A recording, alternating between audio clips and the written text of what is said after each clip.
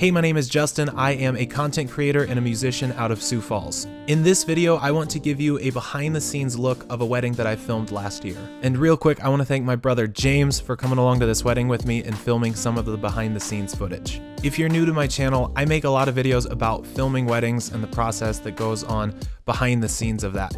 So if you want to see more videos like that in the future and you want to make sure you don't miss them, go ahead and subscribe and turn on post notifications. And before we get into the meat of this video, I want to make a quick disclaimer. I sometimes work with the company Complete Weddings and Events to film weddings. I am a subcontracted videographer with them, and this wedding was shot under the umbrella of their business. The edited highlight film that you'll see throughout this video was edited by me for the purpose of this video. It is an example film and it's not intended to come off or look like a full-length wedding film. Do make sure you stick around till the end of this video so you can watch that one in full. Now that we have that out of the way, let's go ahead and jump into it. We began filming at the venue at 11 before Emily and Lane showed up. We got our gear set up and were ready to go when the photographer arrived. Emily and her bridesmaids showed up shortly thereafter, and then they all finished getting ready for the day. While they were doing that, we started shooting all of the details as well as taking the dress outside to get some shots of that as well. Once Emily was in her dress, we went ahead and got some shots of her and her mom helping her button the back of the dress up. After that, I went and talked to Lane, who had just arrived to the barn. I communicated to him how the first look would go and how I was going to mic him up for that. We ended up not micing him due to the wind, but we did just use my Zoom H6, which is actually recording this right now, so I can't show you. But we used that with a shotgun mic and a dead cat. In my editing, I typically don't use the audio from the first look unless we get an audibly unique reaction. After first look, we jumped right into getting the couple's photos, just the two of them together. Their wedding was in December, but it was actually pretty warm that day, so we had a lot of time to get all the shots that we needed. The lighting was also like really good. I've shot at this venue a couple of times and this is by far the best lighting I've seen there. We spent about half an hour doing first look in those first round of photos, and then we went inside to warm up and get ready for the next thing. James and I packed our gear up and headed to the church for the ceremony. Upon arriving, I did not know when I would have time to get some establishing shots of the church, so I went ahead and got those real quick before we went in. Once the rest of Lane and Emily's family showed up, they started the family photos there at the altar, and James and I started getting ready for the ceremony. One thing that was a little tricky was the layout of the church itself. There was not a center aisle in the worship center. It was just two, like one on the left, one on the right, and they were at a goofy angle. And I'd never shot in a church like that before, so it was a little bit of a challenge, but talking with the photographer and making sure we had the same plan really helped. And that's something I would recommend you do if you don't already. Talk to your photographer about the plan for the ceremony and just the logistics of where you're going to be standing and where they're going to be standing so that you guys aren't messing up each other's shots. About 5 minutes prior to Lane walking his family down and getting them sat, I went ahead and got him mic'd up. For my main audio, I use an Audio-Technica wireless lavalier system and I run that into my Zoom H6. The Audio-Technica transmitter goes into one of his inside pockets on his jacket, and then I will put my Zoom H1 in his other pocket as a backup. I use the auto gain setting on that Zoom and it works pretty well.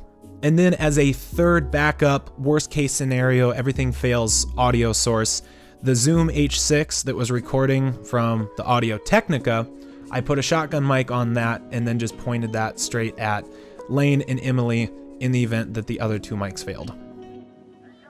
Everything at the ceremony went smoothly. While the receiving line was happening, James and I went ahead and packed up all of our gear. Typically, I'll try and get the microphone off of the groom before he starts hugging people and moving around a lot more. That way we can avoid accidental damages to our equipment.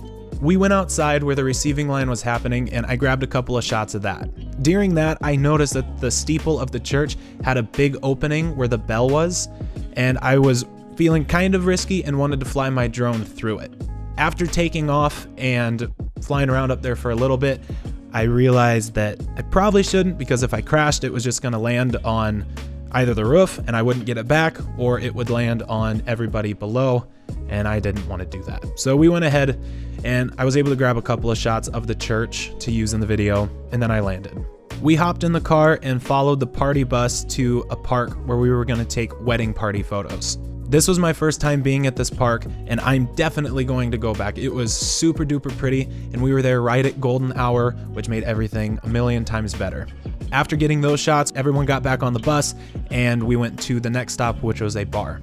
For all the shots in the bar, I switched over to my 50mm so I could use the 1.8 aperture, and because of that, I couldn't use my Ronin without recalibrating it and balancing it, and I didn't want to do that, so I shot everything in the bar handheld. After getting what we needed there, James and I went ahead and went to the reception so we could get set up for that. The DJ service that night was provided by Complete Weddings and Events, and Kyron from Complete was our DJ. I talked with her through the schedule for the rest of the night to make sure that her and I were on the same page. Before the grand entrance, I like to do this at every single wedding, just so I know what to expect and what's coming next.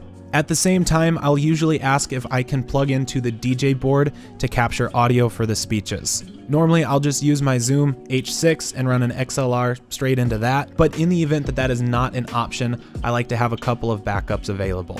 One thing you can do if you have, like on the Zoom H1, they have the stereo mics, won't go in focus here, but you can put this on a mini tripod like a Joby and set this on the head table and just move it from person to person as they're giving their speech. It captures great audio, but it can be an inconvenience to the photo and video and get in the frame. So if you are going to do that, make sure it's discreet. Another thing you can do is tape your audio recorder straight to a speaker. Just make sure you have the gain down super low so you're not distorting it.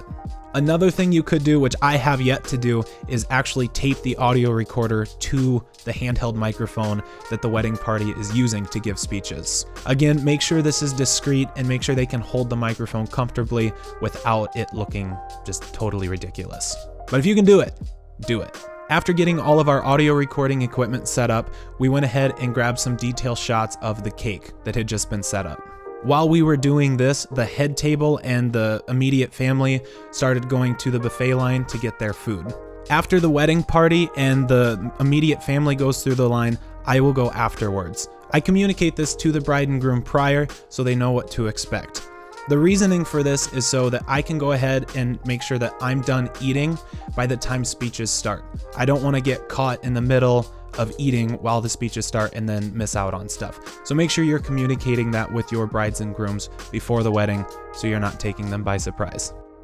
We went ahead and started speeches, and when they were done, we got ready for the dances. I like to film all of the dedication dances in one continuous shot. So the bride and the groom have their first dance, that's one shot, and then the mother-son dance, that's one shot, and then the father-daughter dance, that's one shot.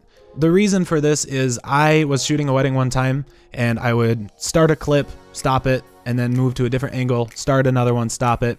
And what happened is I forgot where I was at in the recording and stopping process, and I ended up missing like half of the dance. So now I just make sure that I hit record and I don't touch it. I'll still move around and capture different angles and different focal lengths, but it's just one continuous clip. The other upside to this is that you can then give the bride and the groom a full clip of their first dance if that's something that they would like. After the dedication dances, the rest of the wedding guests came out to the dance floor, and that's when the party started. I usually only stay for about 10 to 15 minutes after this before all of the footage of the dance starts to look the same.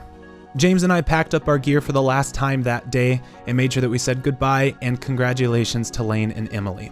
I always let my brides and grooms know that I've captured everything I need to tell an effective story and that it all looks great.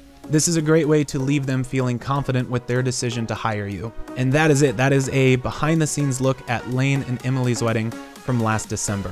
Let's go ahead and look at the mini highlight film that I made. Let's roll that right now.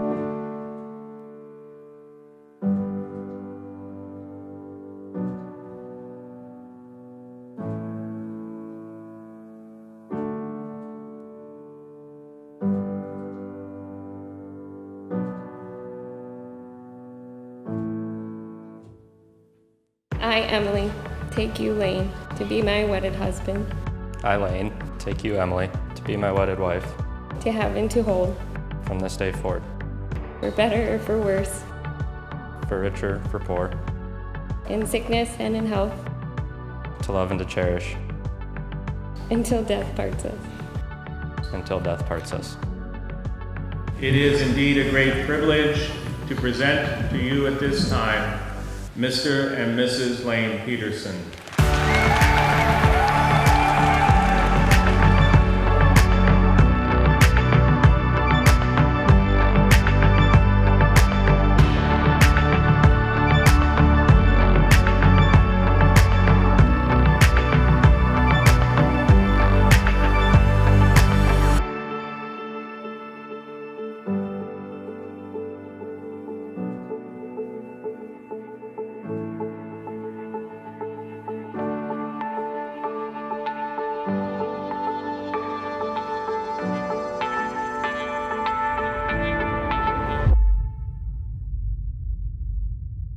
And keep in mind, this is the behind the scenes of just one wedding. Every wedding is different from the one before it, and being an adaptable and flexible filmmaker will definitely help you. I had fun making this video and definitely want to make more behind the scenes videos in the future.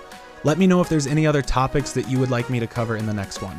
If you learned something valuable from this video, make sure you hit that thumbs up button. It actually does make a difference. Thanks for watching.